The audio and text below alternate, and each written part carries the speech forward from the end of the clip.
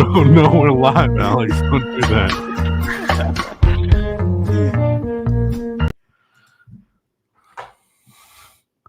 Hello, everybody, and welcome to the Shootaround. I am the only host of this podcast, Rudy Saint-Claire, and joining me, as is tradition above me, is the legendary AlexHoops and the one and only Rusty Buckets. Fellas, we doing okay? Yeah, doing good. Yeah. Pardon the the soundboard abuse during the intro, which that was a malfunction. That's all that was. It's a mere we don't malfunction. know what happened. This is very weird for me because Rudy is way out of sync because he is over there. Yes. For the viewers at home. So he seems delayed to me. Oh man, but I'm not delayed. I'm here in real time, real life, just like the live chat. Today we're reacting to hot takes from the live chat, so be sure to get those in and we'll respond to them after we react to this list. I want to say something about the takes. When you give us a take, please leave some sort of explainer behind it. If your whole take is just Dame overrated, we can't do shit with that. So you need to also explain your reasoning. If you're gonna spend money we'll happily take your money all day. We love it. We appreciate it. It helps support the pod. Thank you. That being said, if you're going to spend your hard-earned money to do a super chat, try to give us something to work with instead of just Max Strus is better than Steph Curry all time. Come on. Yeah. That being said, we're going to kick off this podcast by doing a little bit of a reaction to ESPN's top 25 NBA players under 25 based on their future potential.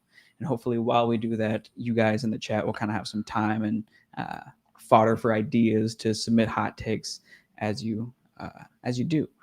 So without any further ado, let's go ahead and now Alex is full screen. Let's get started on this. So the first guy on the list is Alperen Sengun. How do we feel about that, fellas? Are we going? There we go. One by one. I was very confused how this was going to work. That was throwing me off. It's kind of, I mean, I don't know if going one by one is the solution here because you kind of have to see how people are ranked in comparison to each other. Maybe he's the 25th best player under 25. I have an idea. Let's go 5 at a time. Okay. That's a good compromise. I was hoping that maybe we could just do first impressions and then rapid fire go up the list, but 5 at a time does give us a nice format to work with. So Alperen Sengun 25, Keegan Murray 24, Scoot Henderson all the way down at 23, Tyler Hero at 22, Jalen Duren at 21. Right. What feels right? What feels wrong? Well, first, let me say it's important to take into context what this article was attempting to do. And it seemed to pretty much explicitly say that it's based on what they expect their futures to look like. So, that's something to bear in mind here is that we're talking about, it's kind of hard to say that the list is just terrible based on future projections and speculation because that's all, there's things to use as a basis for that. But yeah, just bear that in mind. I don't know. I don't hate the implication that I think Scoot will probably be better than Tyler Hero in 5-6 years. I honestly have no idea how you can how they were able to say with a straight face that Tyler Hero has more future potential than Scoot Henderson. That's pretty crazy to me. What is the justification for that?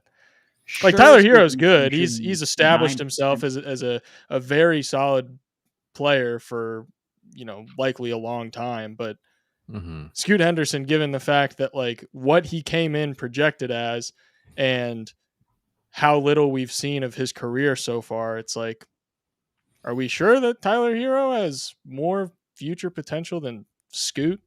I don't understand that.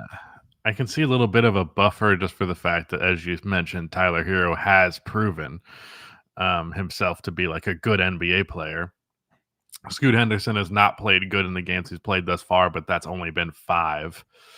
Right. Not to mention a tremendous amount of pressure and a very high role for someone so young. So I just don't. They're probably giving Tyler Hero brownie points for being more established right now, but if we're going based on future projections, Scoot will probably end up way higher on this list, even higher than Jalen Duren, who's someone that I'm super high on. But yeah, I don't know about that one. I'm going to be interested to see who is ranked lower meaning better in terms of future potential. I'll be interested to see who's over Duren, because as far as guys under 25, like off the top of my head, I mean, maybe I'm underestimating how many guys under 25 there are. It seems like he should be pretty high, but anyways. Especially considering that he is very much below 25, so he's got way more room to grow than like Tyler Hero or Keegan Murray do, for example. Right. Yeah. Like if this is based on future potential, the fact that Jalen Duren is 19 should really give him a lot of extra points. It's not like his game is one that's like incapable of developing further. Well, it is worth mentioning that like some people will look at the age and just immediately, I don't know if you should make a habit of looking at me while you're doing this. I guess so. Just people will look at the age and immediately just be like, well, that means there's a limitless potential. And it's like, there are things about Duren that, like, I'm not all that sure he's really going to be much of a jump shooter. I don't know that he's going to be a super dynamic offensive player. I do think he will have limitations, and you can see that type of stuff very, very early into a player's career. But, he is 19, so there is plenty of room to go. Just don't take that to the point, because there are some people who will take that to a rather significant extreme. Like, because potential exists, that means that they will reach that potential. Clearly, he has enough potential to be rated over Tyler Hero and Scoot Henderson. I think they're really knocking Scoot for clicks at this point, for real. Like, sure, he's the 9% shooter from 3, but if it wasn't for Wembanyama, he would have been the consensus number 1 pick of this past draft. And for him to be that level of an NBA prospect and then to immediately enter the NBA and fall into the bottom of a top 25 under 25 list seems borderline irrational, unless we saw something in the season in this very limited sample that exposes his whole game. I guess whoever put this list together just ain't a Scoot believer. Anti-Scoot agenda has been met.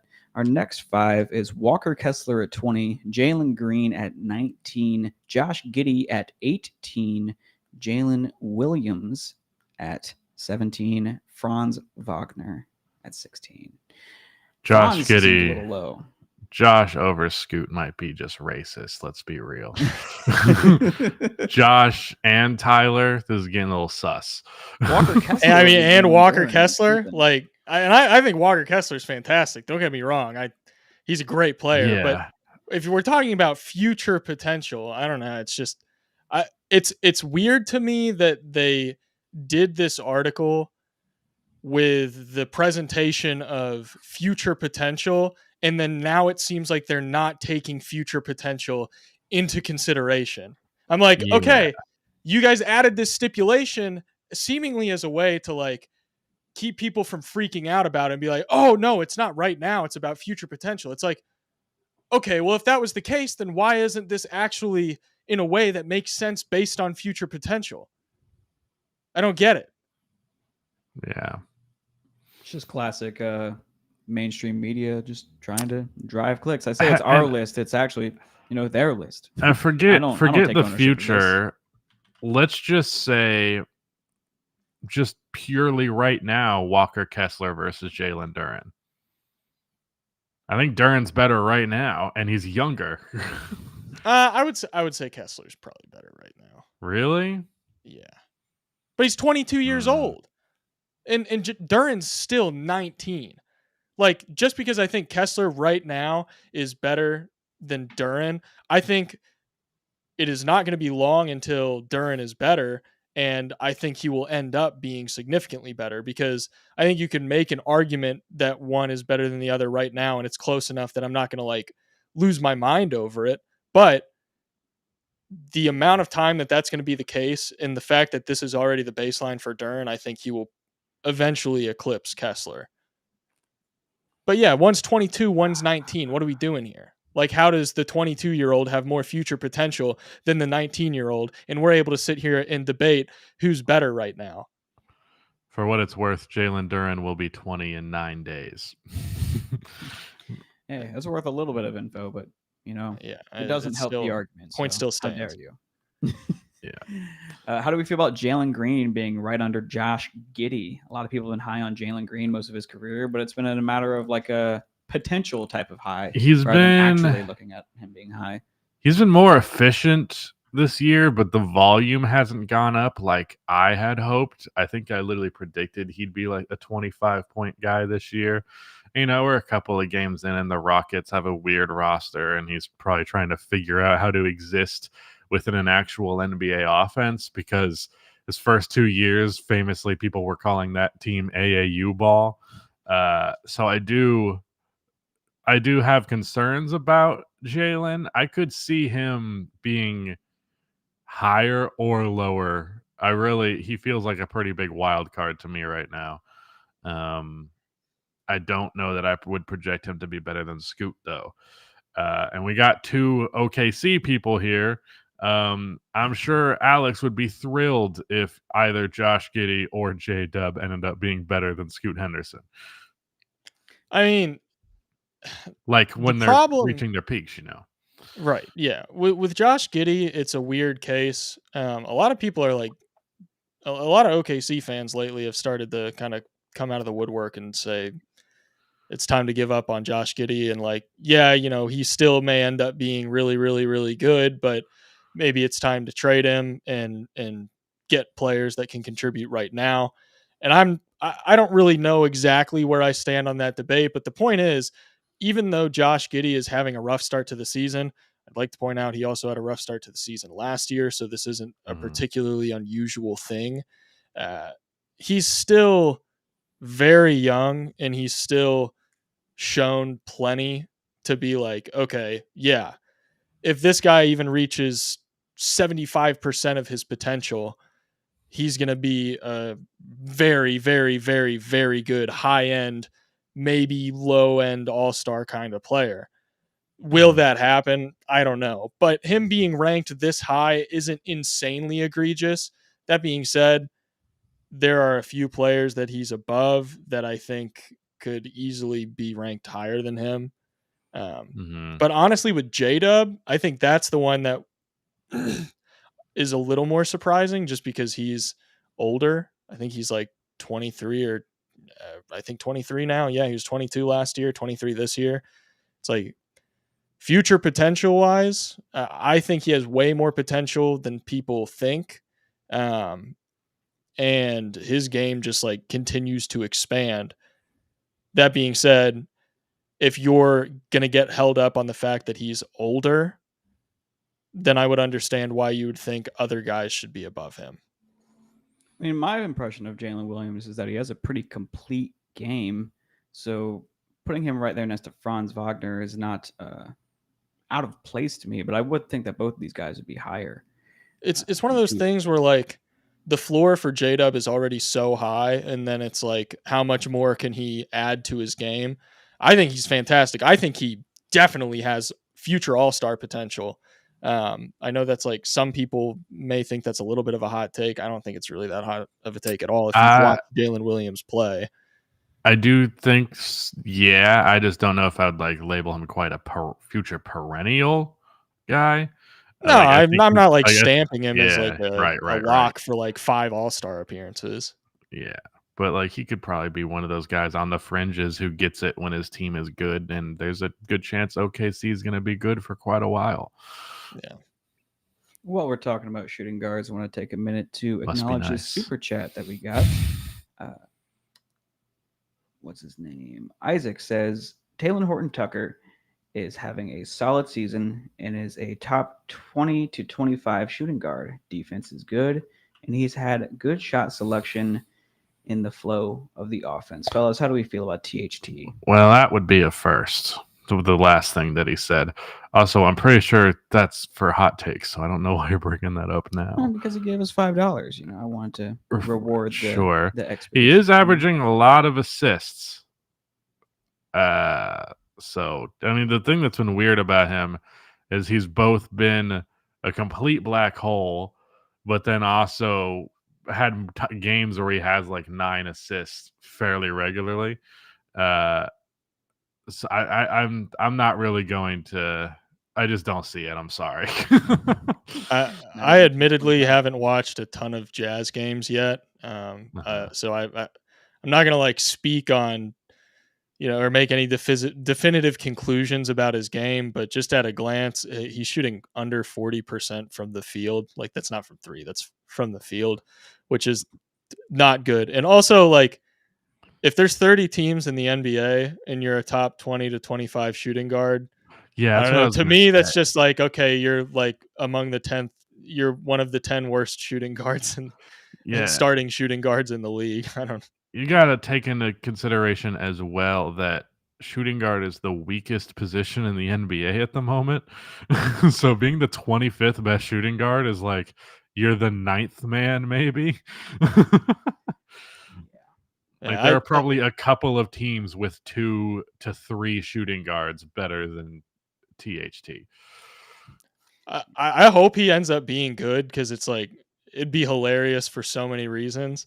And also, like, if you just like look at him, he's built very bizarre. Like his arms are ridiculously long, proportionally speaking to the rest of his body. So he's a cool player. It's just, I don't know. This year, I'm gonna have to watch more Jazz games before I'm like, oh, he stinks, or oh, he's good. But the box score ain't too pretty.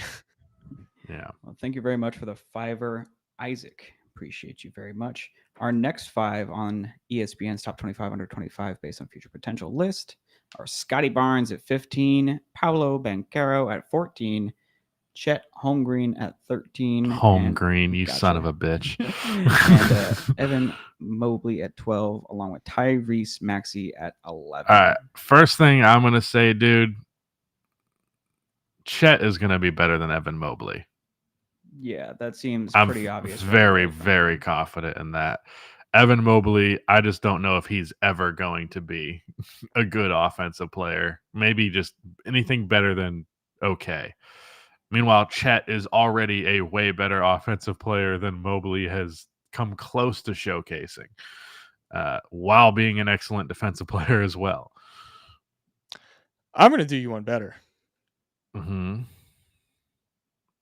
There's a compelling argument to be made that so far this season, Chet Holmgren is a top 10 center in the NBA right now. Yeah, I think that's definitely true.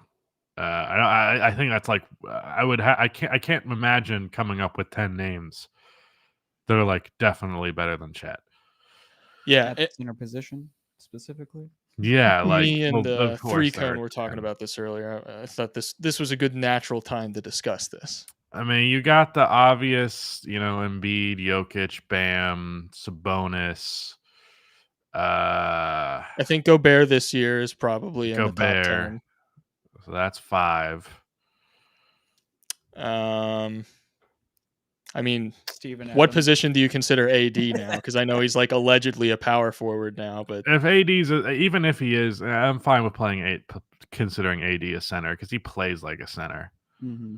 Do we think he's better than Brook Lopez? I honestly do. This season, probably. Just because the Bucks have been really. Miles Turner's a good question. I think it's fair to put Miles over him. Right now. Yeah, that's probably fair. So what are we at? Like 7? That's at 7. Lively is better than Chet. No, but he's I love Derek Lively, and I disagree. But yeah, we don't have to sit here and go through the full 10. But just off the top of my head, I think he's top 10. Yeah, I mean that's 7 names. I don't really think anyone else. Maybe Brook. Porzingis is a center. Porzingis, I would give Porzingis for sure. Clearly, so that's 8. We put him above Claxton. Yeah, I'd put him above Claxton. Yeah, dude. I mean, he's been fucking crazy good. 50, 40, 90 as a rookie. If I it wasn't thought for Wemby, he would get a lot more attention. I thought as a Chet super was tall going freak. to be good. Frankly, from what I saw from him in the summer league, and I ended up seeing a little bit of Chet in the summer league both times. But he was always so hesitant with his three ball that I was like, I don't know if this dude's like a for real shooter or not. Real quick, Wemby's not a center. Wemby is a 4. Did I say he plays Wemby? with Zach? He's not a center.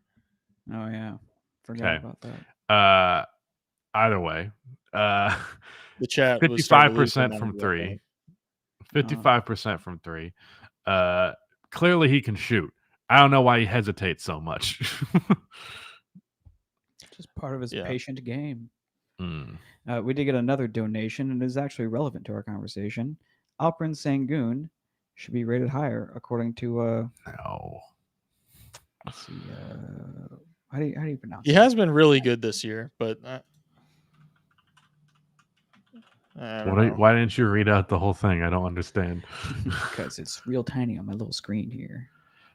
Sengun must be ranked top 15. He is a Jokic prototype who is a 2-time MVP and a 1-time champion. I had no idea. And Sengun will be a better defender than Jokic 100%. Not 100%. I'm so tired of us pretending like Jokic is not a good defender.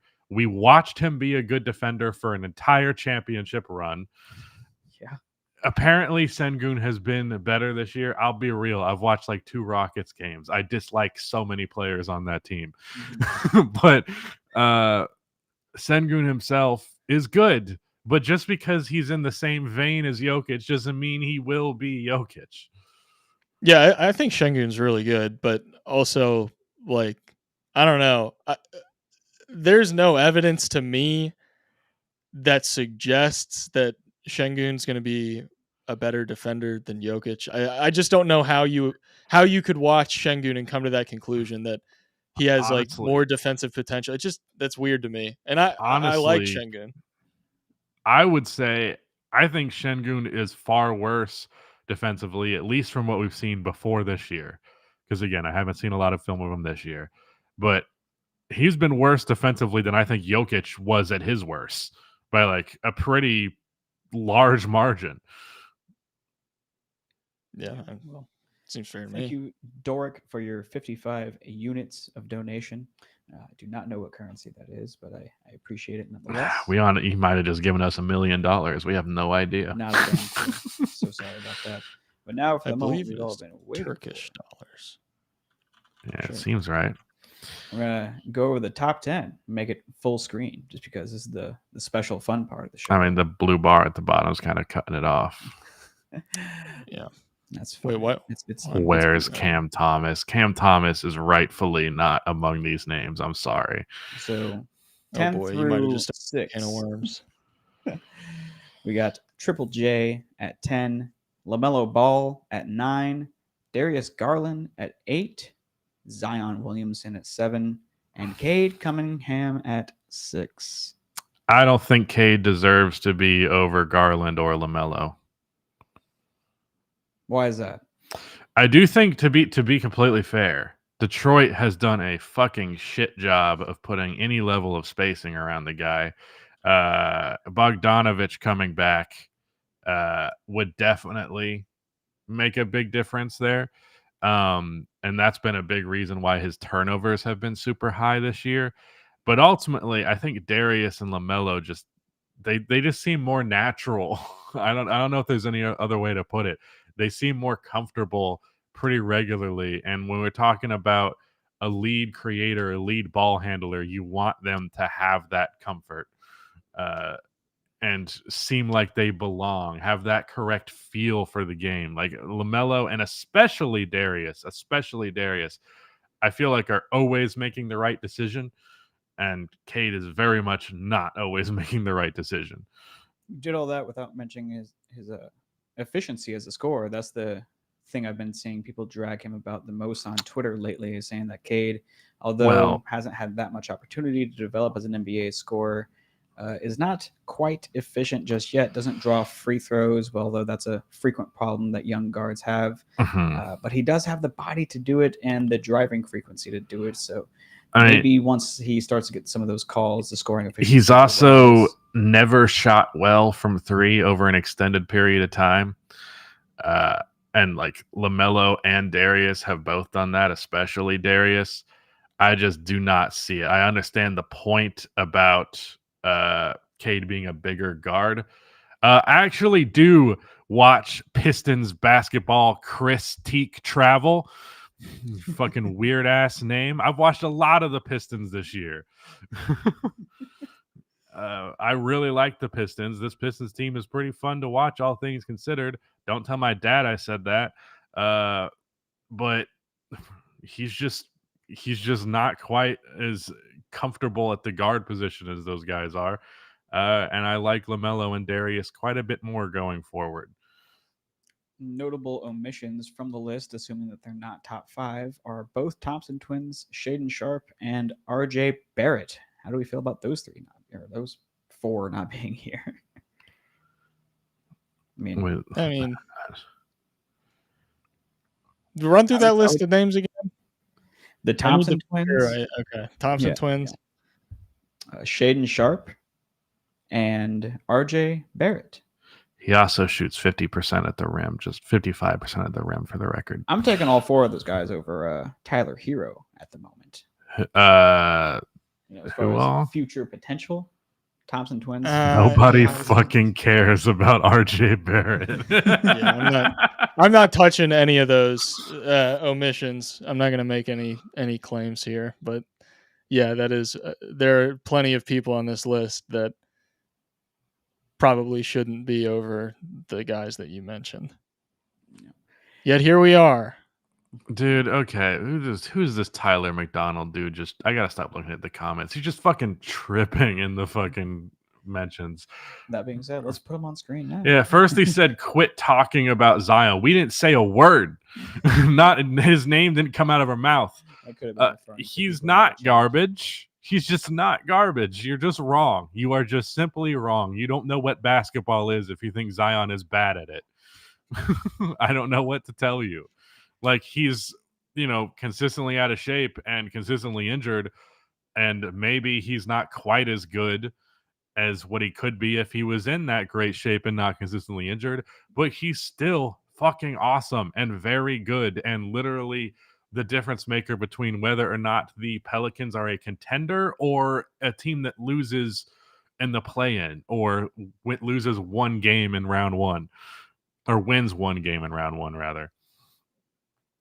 But don't forget that availability is the best ability. Sure. If you want to go, Tyler Hero is going to be more available. But Tyler Hero isn't good enough that I will take his availability over the possibility of literally just one healthy season of Zion Williamson.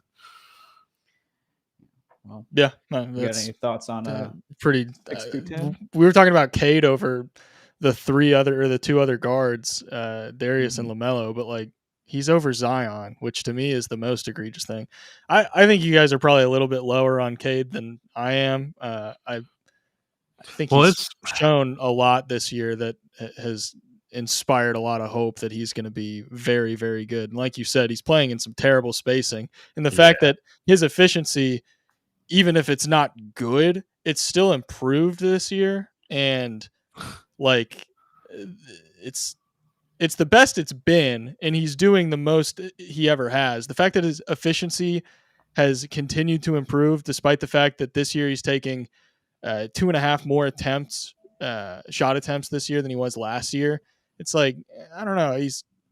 He's definitely improving. It's just the team around him is not great right now. I think he's going to be very, very good. And I think we kind of glossed over the fact that he's a really, really, really good defender already, and I think he will eventually be an elite defender and probably one of the better guard defenders in the league.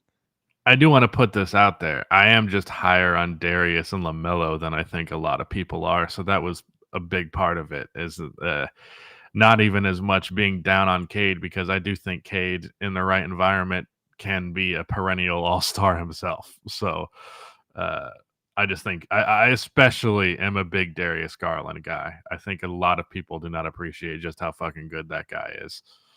I mean, yeah, I love Darius Garland too, but I just don't. I don't really. I don't know.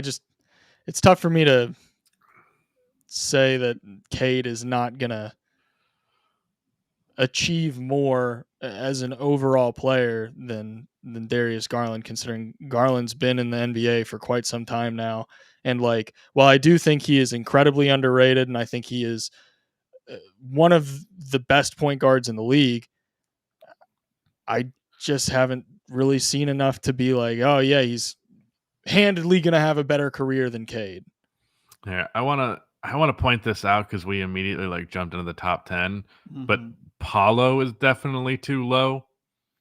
Yeah, shout out to. I think he is for sure going to be better than Maxey, especially going to be better than Evan Mobley. Your comments blocking who's number 10, so I can't. And I think he'll definitely be better than Jaren. Unfortunately, I have to agree. Jaren is awesome, but I don't think people understand that Paulo is like the perfect NBA body, and then he has guard skills on top of that. Like not just like it's kind of cute how he can dribble a little bit. No, like he can fucking dribble and he can pass, and like literally just it's a matter of his efficiency improving. And he's obviously had a little bit of a slow start to the year, from what I understand. But the dude's good. No doubt about it. Seems like it skews guard heavy. Let me get in orientation where we can see every single one. Yeah. But you look at the amount of forwards and the teams versus the amount of guards towards the top 10, and it seems like it skews. Yeah, that's another thing to take into consideration. I mean, Garland's really the only quote unquote small guard. I guess Tyrese is a little short, but not really. He's like 6'3", 6'4", I guess. I'm just by comparison to Cade and LaMelo, you know. So these aren't even like small guards necessarily, but I'm definitely like, I like a big forward, and the big forwards I'm going to take over a guard most of the time, obviously, depending person to person. But this can also be shaped by the perspective of the person who's making this list and what they value positionally and all that. Without any further ado, let's go ahead and show the entire list with Ja Morant at 5, Tyrese Halliburton at 4, Victor Wembanyama at 3, Anthony Edwards at 2, and Luka Doncic at number 1. Fellas, I know what stands out to me, but what stands out to you before? Ja Morant's overrated. Wembanyama. That's the takeaway in this. Yeah. I think Cade, Darius. Wait, what? What? That's insane. Ja's overrated? He's under Tyrese Halliburton on this list. He is not overrated in this list. Okay, Jesus. It's not a personal attack, don't worry. I don't know. I think there are a couple of names here that I think could be better. But the first thing that stands out to me, Anthony Edwards obviously is more established, and I love Anthony Edwards, like literally probably a top 3 favorite player right now. Wembanyama is going to be better unless he just literally snaps like a toothpick. I'm not letting you escape. Okay. Should be over Ja. You know, fair enough. I don't think necessarily. I don't know. I guess it's fine. I don't have an issue with him being 5. It's just that I don't think like dude, I think Halliburton definitely could be better than Ja Morant. I think that's crazy. I don't. I don't know what to tell you. He's not that efficient. He can't fucking shoot. Dude, one of the biggest gripes with Tyrese Halliburton is that he is not an aggressive scorer and he struggles to get to the rim and finish at a high level. Ja Morant is, you can argue what level of playmakers each of them are, but the thing that Tyrese Halliburton struggles with the most is the thing that Ja Morant is literally like the best or among the best. Yeah, but you can say that the same way. Tyrese Halliburton. Okay, so then what's the differentiator? Their defense? I know it's not their defense. No, I just like a guard that can shoot a little bit more, and one who's a better playmaker at that. Personally, to me, I think Tyrese Halliburton gets way too much shit for his scoring. What Dude's pretty exactly? fucking excellent. What aspects of Tyrese Halliburton's playmaking do you think he is better at than Ja? Well, first of all, I'm pretty sure he's better at not turning the ball over. You could argue that Ja's a little turnovers are a byproduct of your willingness to take risk as a point guard in most cases. So I don't think you can just cite the number of turnovers as the deciding factor. If you're getting 12 assists per game while not taking risks. I mean, it's also a product of like how that offense is designed to funnel through Tyrese and to get other guys to because the Grizzlies aren't. I mean, not exactly. We have a little bit more dynamicism to our offense than that, but the thing that makes Ja special is his ability to dominate as a scorer and then become an excellent playmaker based off of that scoring gravity, which I think is something that's way more valuable than just being a guy who knows how to set the table. All I know is like, Ja starts over Tyus Jones last year. You know what I'm saying? All I know is scoring efficiency wise, Ja has been a little disappointing in his career, and that primarily stems from the fact that his jump shot's not good. And it never really will be. I just don't think that's true at all, because his rookie season, it wasn't that good. It was below average for sure. Definitely he shoots 32% from three for his career. He has played 250 games.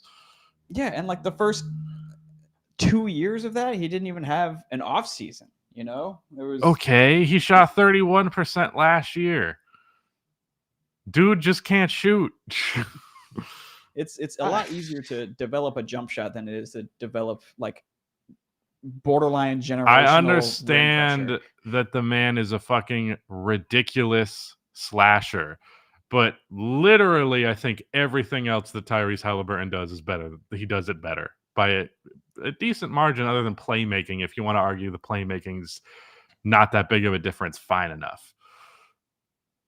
I just, to me, what Ja has accomplished so far in his career, I think the fact that he's proved that he can be the go-to guy on a competitive playoff team, on a top 4 seed in the Western Conference, I love Halliburton, and I think like this is an argument that is a fair argument to be having, but at the same time, like the idea that it's like clearly Halliburton and Ja's like overrated, I can't get behind that. Ja to me has proven way too much and shown that he can do literally the thing that is like in modern NBA offenses, generating paint touches, getting to the rim, collapsing defenses is like the most important thing that you can have on your team. It is literally instant offense. And while Tyrese Halliburton is a very, very, very talented playmaker, you can argue that he's a top 5, top 3, whatever playmaker in the NBA right now. But Ja Morant is still in that conversation. And I think people are forgetting very quickly how good Ja Morant is, just because he may not necessarily shoot very good from 3, which I don't know. To me, that's not really enough to knock him down a peg. I just want to point out that I've had these takes about Ja Morant forever, so it's not like I just forgot. Rudy can attest. I'm not saying you forgot. I'm saying in general people are forgetting. Right. I think specifically, if you're a guard, more than any other position, I'm going to knock you for not being able to shoot. More than any other one. By a pretty substantial margin. I think you kind of have the blinders on because of that philosophy, though, because it doesn't matter with Ja, because all he needs to do is be a sufficient three-point shooter to be a threat, so they don't give him the Ben Simmons or okay, but he's Giannis never been treatment. that. What are you talking about? He does, because he can drop 47 in a playoff game, you know, like Tyrese Halliburton's not fucking doing that under any circumstances or any sort of playmaking or defending that's going to compensate. He's also far more volatile, and I really appreciate consistency. I don't know. I guess, but like, I don't know why y'all are acting like I'm crazy. I understand why Rudy is like crazy. I just think your top 5. preference is like very box score based. Also, I mostly, I'm not. I realize it's going to sound like I'm backtracking. I said the overrated thing to trigger Rudy. No, that's but I reasonable. did. But then we brought up the Halliburton thing, which I do genuinely believe that's fine. It's just crazy to me personally, but I get it. Real quick, people in the comments are acting like this is our list. I don't know if you're looking at the screen Yes. or you're just listening, but it literally says at the top, ESPN's It's top very 25 small. under 25. It's very small, to No, be I fair. should have the ESPN logo up here with that little text Yeah. underneath. Well, if they're looking at the the design list, then they can see that it Yes. says Yes. ESPN's. We did not make this list. That Otherwise, said, it you guys wouldn't be so terrible. I was hoping this would be Still this be bad. 20-minute opener and we would do hot takes, but we've been in it for a while. Do we want to make our version of this list, or would that seems too No, absolutely not. Maybe next time, but this time can't do it. No way. Okay. Is there anything else that stands out? Moving on from Ja Morant. As hard as it may be. How do we feel about Ant over Wemby? Because I just personally disagree. As good as Ant is right now, I think if Wemby even gets to, 80% of his potential, he'll probably be a better player. I mean, if we're talking about future potential, the only person who really has an argument to be over Wemby, strictly based on future potential, is Luka, and they have him at the number dude who's one. above him. Even still, I think you could make an argument to put Wemby number one just based off of right. expectations and like tools, but I don't know. I mean, you could definitely argue that like Luka. I feel like Luka. I mean, he's gotten better at things every single year, but I also don't know how much higher his ceiling goes from where he's at right now, which obviously Wemby has a shitload more room to grow. So it's just a matter of what you think Wemby self-actualized actually looks like. I would just, if I'm just, I'd probably play it safe and go with Luka over Wemby just because we've seen Luka be an MVP candidate already. But Wemby could definitely be better. With that being said, we're going to move into the reacting to your hot takes segment of the podcast. Dude, that's like the most upset you guys ever got at me. I was a little taken aback by it. It's like, geez. Sorry, it wasn't a personal attack. It was just a major dismissal of your opinion. It was more the overrated thing. That's what got me. I was like, huh? What? I mean, I still think a little bit. I've always thought that, though. Right. You're just like, ooh, he good at dunking, so people like him too much. No. Before we get to some of the reactions from chat hot takes, I got one from a post from this YouTube community post where Playmaker Central said Jason Tatum is an overrated playoff performer. He is good, but the inconsistencies is still an issue even in year 7.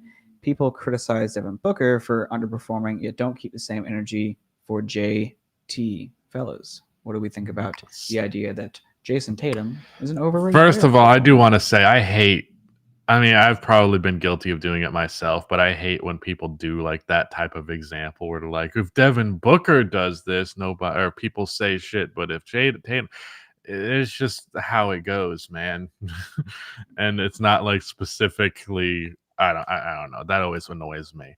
To me, that's more of a product of the Boston media machine. There's a major influence of the Boston sports market and national media. Look, I said that the dude is a fake superstar and then he had 52 in game 7, so I'm just going to sit this one out. Yeah, I don't know. I feel like he's had enough big games in the playoffs where he's risen to the occasion that like writing him off as a underperformer as a whole. He definitely has major consistency issues. That's been the biggest problem with him his entire career. Basically, he ain't got no dog. No, he's got a dog, but it just only comes sometimes. Sometimes he leaves the dog. Sometimes the dog goes out. We got a couple super chats. Jose Hernandez says Alex went crazy for Ja against Rusty. LOL. Agree with Alex though. Yeah. But thank you for your donation, Jose. Appreciate you very much. Another fiver from Casey Poole. It says, kind of related, but who's your prediction for the top 5 players of the 2020s? I think Jokic is a lock at number 1. I want to say Luka, Jokic, Giannis. That's an easy 3, right? Are we saying in order or just the Yeah. five? Whatever. 5. I'd throw Wemby. Yeah. Wemby, John Morant. Who was some other names? I don't know. I think there's a big fall off at 5 though, because there's not an obvious name coming, right? Yeah. I mean, probably Giannis, but like, is his we said time with going to come and go Giannis is like one of the quick? 4. Yeah, Giannis is one of the 4. Yeah. Oh, he Giannis was? is one of Okay. the 4 that we Yeah, named. Jokic, Giannis, Luka, And Wemby, Wemby. and then whoever you want at 5. SGA? Just pick your favorite young player. Maybe some kid in high school who's going to explode. Right, I was going to say there's a 2025 chance. 2030. There's a chance that's true, but like also odds are, unless it's just a player who comes in and dominates immediately, they're going to need like 2 or 3 years, and then by then they're probably going to be more of a 2030s player. We got some Ant in the chat, got some Booker, got some Ant SGA. is not. I could see Ant. is a Yeah, curious one. Ant and SGA is probably the best. I would say those would be Pick. my picks as well. Imagine No a world where bias. Stephen Curry's in the running though. It's Ant or SGA probably. Or John Morant. Maybe Chet. Maybe Chet. Hui Mango 40 says Sengun way better than Duran. No. I'm in a motion to just not do any more Şengün discussions because people are very weird about Şengün. I like Şengün. I think he's a fantastic player. I think he's going to be very, very good. But it's very weird. I don't get it. It's bizarre how people talk about him. Casey gave us 5, but you gave us this chat for free. You get another one. Ja is not better than Zion right now. Well, he's not playing. So that's not true right. because Zion is in the NBA right now and Ja is on his couch. But I mean, I think that the problem is we haven't seen Zion like healthy. He's been slow to start this year because he's Zion. But like when he got the 1 year that he played 60 games, he scored 27 points per game on historic efficiency, grabbed 7 rebounds, got 4 assists. And that was at the age of 20 years old. I don't know. I think it's kind of a toss-up to me personally when like both guys are at their best. Yeah, these guys are definitely in like the same echelon of superstar in the NBA. Really just depends on the night, honestly. But Zion's health has been a little bit more of a deterrent than Ja. But, I guess Instagram Live just balances the playing field in terms of availability. You could definitely argue that, like Zion is a less quote-unquote portable player. Like every team will love a lead slashing playmaking guard, and Zion's like a less conventional type of player. Mm-hmm. But in terms of actual impact on the game when both of them are at their best, I think it's very comparable. No, that's reasonable. Chug gave us $2 to ask us thoughts on the Mavs in the playoffs this year. I think the Mavericks are going to be fucking good. Championship potential, fucking good, or anything can happen in a playoff series, but like it's still the Nuggets West to lose, in my opinion, at least. Can y'all put the list you made back up for a minute? If only. Crunchy Hoops, we have seen the John Stockton most underrated legend ever. Overrated. Did I say underrated? They said overrated. You said underrated. Yes, I concur. I've said that. I've been the guy who says that for years. So what do you want me to say it? You want me to say it again? Shout out to NBA storyteller. Bird longtime chatter, said Scoot is the best rookie point guard since CP3. I think this is certainly not right now. Yeah, I mean, like maybe by the end of the season, but to start off his career is not looking good. I'm trying to think what the answer. 3 is crazy low. Who the answer is Tyreek Evans. Honestly, like that's actually the answer. As funny of an answer as it is, I feel like Ja was better than Tyreek Evans as a rookie. Yeah, he probably maybe had to have been. And also like Luka. Was Luka listed? I don't think he was listed at point guard his first year. Yeah, but he was a point guard. We all know Luka Doncic is a point guard. Just look at him, you know. Ben Simmons, if you count him. Yeah. Oh, Ben Simmons is a good one, and a depressing one at that. Luka was listed as a shooting guard his rookie year. Yeah. Bonkers. Which still is, he was a point guard. Gogeta 9000, another long-time chatter, says the Nuggets will win 70 games. What are they at right now? I think they're 8-1. I guess it's in play. I guess that's technically on pace to win 70 games. It's an 89% win percentage, so 82 times 0.89 equals what? 73. So yeah, you're right. 72 technically, because you have to round down, but yeah. Yeah, it could happen. I could see it for sure. Perfect health, obviously. Don't, because I feel like, honestly, I think the Warriors winning 73, I feel like teams are almost scared to set that record now. Because it's a record that you really have to fucking work for. Like, even if you're a very good team, you still have to make an effort to win 73 games. And Draymond, I think, has said a couple of times that it was like, yeah, we shouldn't have done that. we burned ourselves out to close the season because we were trying so hard to get that record.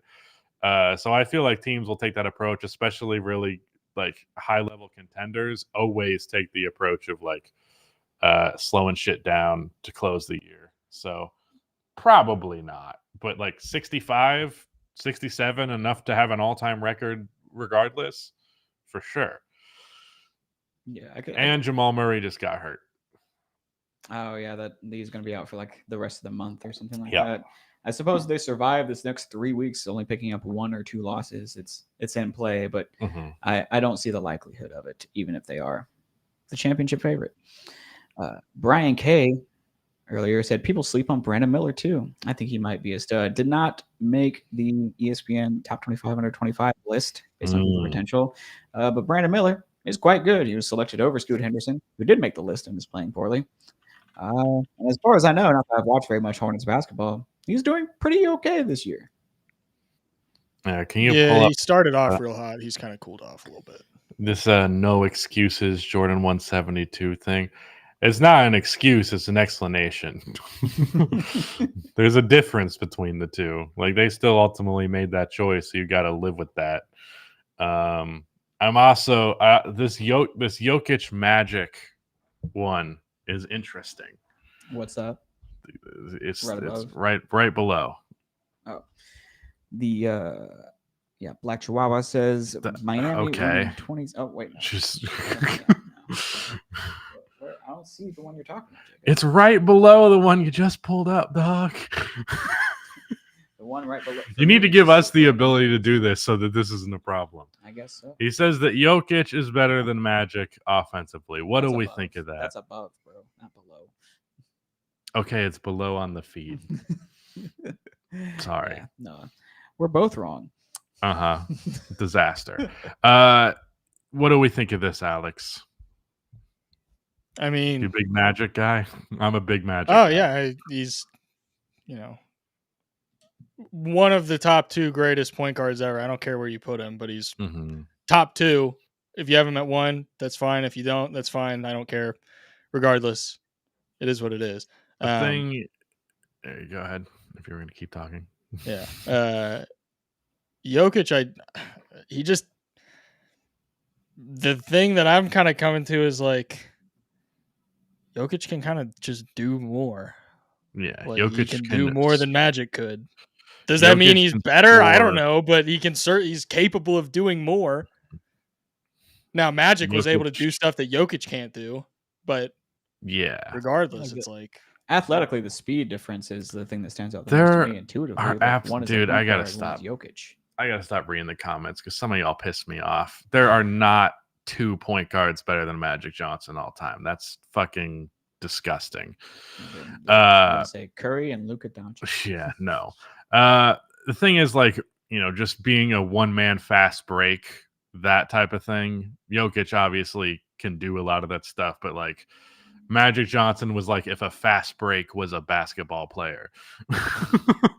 And I think, and I have said this forever, I don't think there is ever going to be a better playmaker than Magic Johnson. He will probably always be my number one playmaker of all time. That said, Jokic can score the ball way better and is a better and more impactful defender.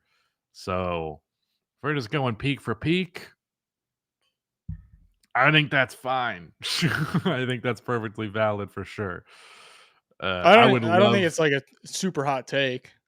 Whether or not I agree with it, I don't know. I have to put a lot of thought into it. But as far as hot takes go, this one's just a little warm. Like I gotta, I can take a layer off, but I wouldn't say it's hot yet.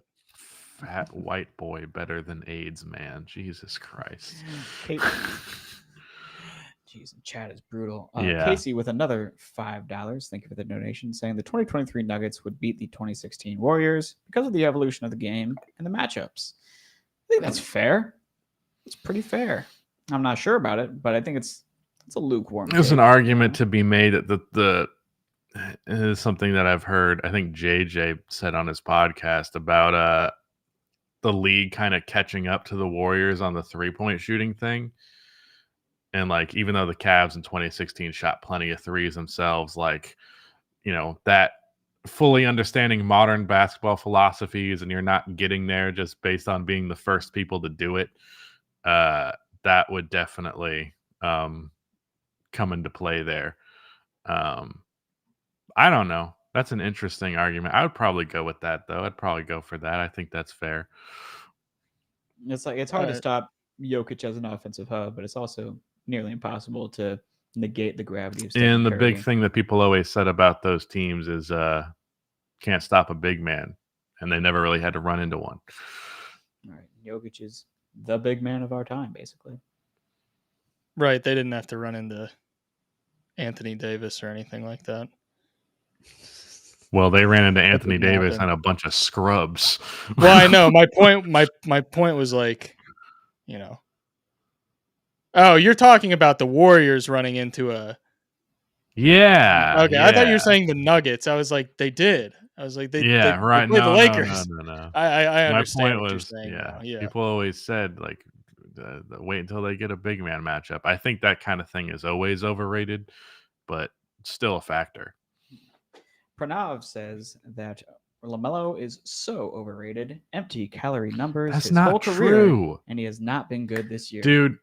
Oh my fucking god! These are the takes that I hate doing hot take episodes for, because it's just what you said is just meaningless. Like it's just, you're not saying anything. You're just saying words when like there's no rationale to it. Like, why do you think he's overrated? Why are his numbers empty calories? These are just pointless platitudes that mean absolutely nothing when you're talking about basketball. Well, here's the thing that really bothers me is that it's just objectively not true. The Hornets have a way better winning percentage when LaMelo plays versus when they do not. You can argue that perhaps he's not as impactful as other dudes, but empty calories means those numbers aren't impacting things. Those numbers are objectively impacting winning basketball. End of discussion. Let's move on to a more articulated take from Marty Moose. Said Andre Jackson Jr. for the Bucks is going to be a more athletic version of Draymond Green. I have no idea who that is. Alex, are you informed on Andre Jackson Jr.'s game, or are we all unfamiliar with this guy? I mean, I know of him. I haven't watched enough Bucks games, and like the problem is when I'm watching Bucks games, I'm not really watching Bucks games like tuning in for Andre Jackson Jr., but I will be keeping an eye out for him. That's some sicko shit. Yeah, I've heard about him, and actually I know a lot of Bucks fans are like super, super high on him, but I don't know. I just haven't paid enough attention. From what I've heard, he's an intriguing prospect, and like considering how things are going for the Bucks this year, they probably are going to need someone like him to step up. Bringing it back to LaMelo Ball, we got one with a little bit of articulation, like we asked for. This was a very good take, or very interesting MLG one, Pro Swag rather. 69 says Wiseman over LaMelo is a worse draft miss than Darko over Carmelo Anthony and Dwayne Wade because of the impact wasting such a top-tier pick has on maximizing the Stephen Curry era. Do we think the Steph Curry era would be maximized if they had LaMelo Ball? I think you instead of can't. Better. I think you can't say this because they won a title after this mistake. If they didn't win a title after this mistake, I could get there. But they won the title at the end of the day. And the thing is, like, the thing that I always said, even back then, was like, even if LaMelo doesn't really fit the Warriors, which, given how well Chris Paul has fit in there, I don't know how true that is. But even if that was the case, he's a way better trade asset than James fucking Wiseman. Oh man, they got like 5 second-round picks for him. So you could have gotten so much to bolster your roster by drafting the good player rather than the bad player in a position of need. Yeah, I mean, hindsight's 2020. Wiseman was weird because, like, didn't he not even play, like, he played like less than like 10 games in college? Did he even play a game in college? I know he played like very few games in college. So like he was one of those draft picks where you were picking a player where you didn't really have a ton to go off of outside of like stuff prior to college. Mm-hmm. So it was like already a little bit of a question mark, but I don't know. It's easy to say that now, but yeah, probably should have drafted LaMelo. And as we cross the 1 hour threshold of this podcast, it's time for me to remind you guys to like this stream. We got a couple hundred of you in here right now. So if we get 100 likes in the stream before we close it, that'd be great. And if you're at home listening on Apple Podcasts or Spotify, wherever you get your favorite shows, be sure to tune in to the also Rusty Buckets YouTube channel. Subscribe so you can join these live streams and be part of the show. Join the chat. That being said, move on to another take. Only got a couple left. The Minnesota Timberwolves, this is from I Am Repook. The Minnesota Timberwolves are a lock for a top 5 seed, and Ant will be All-NBA's second team while Cat gets traded. It's a kind of a layered take. Mm-hmm. Basically, the Wolves trade away Cat, get a little bit better, and I don't know who would be above Ant if the season ended today in All-NBA rankings. Like, would he not be first team? Luka and Steph. Yeah, I guess that's fair. If it's guards, forwards, centers now, right? That's how it is. 2 guards, 2 forwards, What's the situation with all NBA teams again? Yeah, I don't remember if we still have centers in the All NBA or not. I don't know, but either way, he would be second team. Yeah, forwards. Just regardless of what the format is, he would. Yeah. So pretty lukewarm take. Not too hot, but top 5 seed in the West is. Yeah, that all seems reasonable to me. Note. The best defense in the NBA right now, and they have like the 3rd best net rating. I think they have like a 10.6 net rating or something like that, and like the other 2 above them are like 11 point something. So it's they're really really good. And if Ant keeps playing like this, and if Cat does get traded, we don't have to discuss the prospect of trading Cat because we've had other episodes where I've talked about that. But if they decide to trade Cat and they can get a decent player for Cat, I mean, they'll be very, very, very good. And they already are very, very, very good. Yeah. Thank you, I Am Respock, for your contribution to the show in this chat. We got one more hot take to respond to, unless you guys just want to throw money at us at the buzzer. But Tyler McDonald says, I would take Tyler Hero over Zion Williamson. I think we discussed this earlier.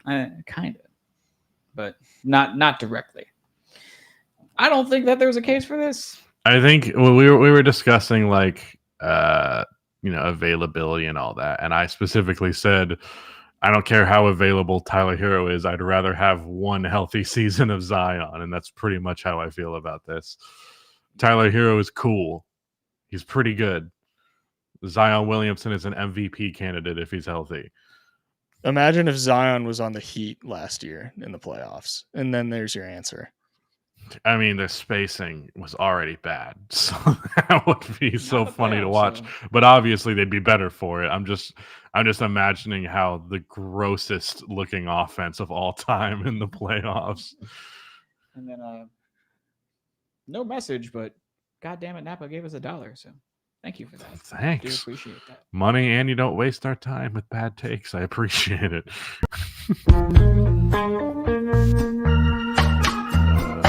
Audio playing. I surely can't hear it. They can hear us.